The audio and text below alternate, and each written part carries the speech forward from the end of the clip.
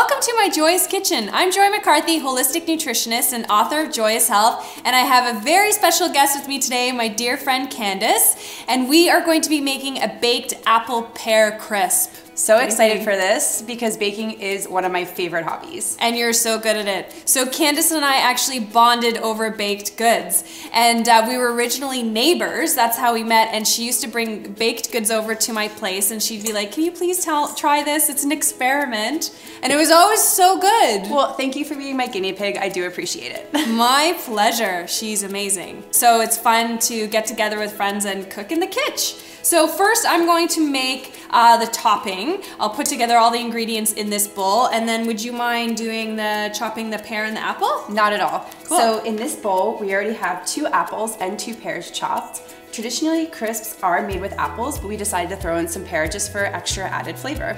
Perfect.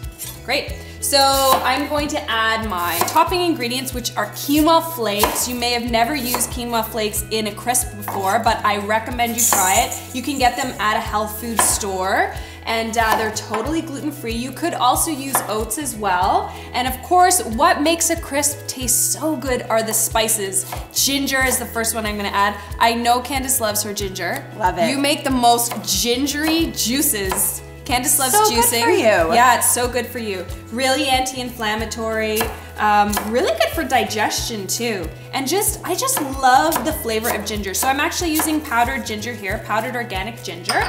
I'm gonna add some cinnamon as well, ground cinnamon. You can never have too much cinnamon. It gives it such like a nice sweet flavor. Some nutmeg, of course. All of my spices are organic. We're gonna add some chopped pecans. Every crisp should be like crispy and crunchy, right? Totally. I always think the topping, I don't like it when it's like mushy. Ugh.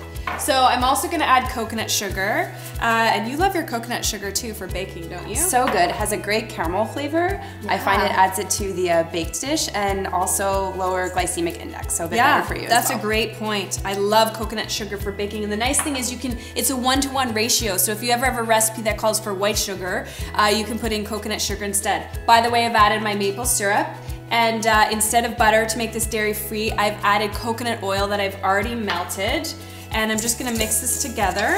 As you can see here, you wanna mix all the ingredients until they're fully combined. Let's give it a sniff. It smells so good. Oh, it smells like fall and Christmas. Yeah, it totally does. It smells like the holidays. And you know what? I love eating a crisp, both warm and cold. I love having this crisp in the morning for breakfast. Yeah.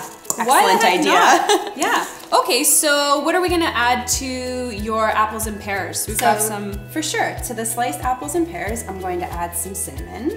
Yum. Have some coconut sugar here. Perfect. Just add a little extra sweetness, and apple juice. Great. So I mean, the coconut sugar on the apples and pears is totally optional. You don't have to add that if you want, if you don't want to, but I think it gives it, like Candice was saying, like a nice caramel flavor.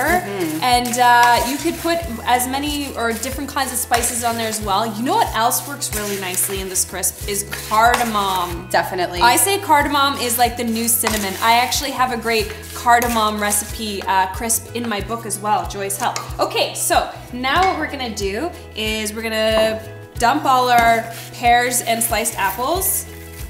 Again, it's so easy, right? Like all the recipes you make and that I make as well should be simple. Definitely. Simple whole ingredients. Doesn't that look amazing? Okay, now we're gonna add our wonderful topping.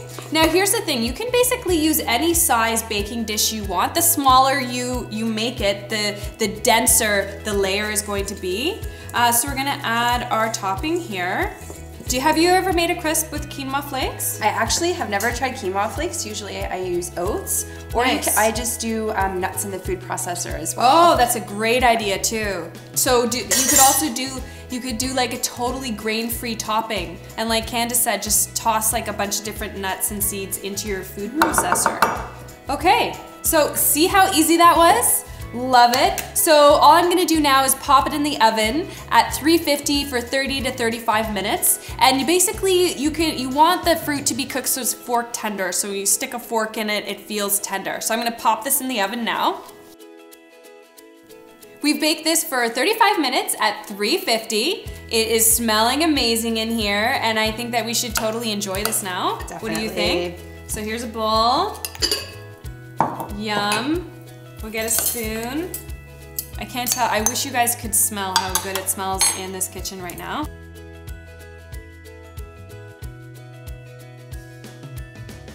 For more recipes, visit joyoushealth.com. We hope you love our apple and pear ginger crisp, and thank you so much to Candice for joining me today, and we hope you have a joyous day.